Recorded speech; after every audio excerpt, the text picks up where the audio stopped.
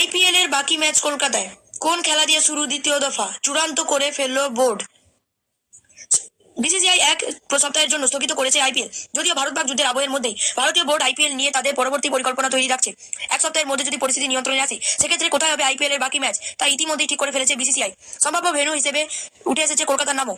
BCCI চাইছে পূর্ব ভারতের রাজ্যগুলির পাশাপাশি দেশের দক্ষিণের রাজ্যগুলিতে বাকি ম্যাচগুলি আয়োজন করতে। আরও জানা গিয়েছে, ধর্মশালায় ব্ল্যাকআউটের কারণে পরিত্যক্ত হওয়া পাঞ্জাব দিল্লি ম্যাচ দিয়ে শুরু হতে পারে অষ্টাদশ আইপিএল এর প্রথম দফা। বিসিসিআই সূত্রের খবর, দলগুলিকে ইতিমধ্যেই তৈরি থাকার নির্দেশ দেওয়া হয়েছে। যদিও প্রশ্ন উঠেছে, যা পরিস্থিতি তাতে 1 সপ্তাহের মধ্যে সবকিছু কি স্বাভাবিক হবে? সূত্রের খবর, বোর্ডের একটা বড় অংশ চায় 2 সপ্তাহের মধ্যে আইপিএল শেষ করতে। এক্ষেত্রে নিরাপত্তার বিষয়টিও খতিয়ে দেখছে বোর্ড।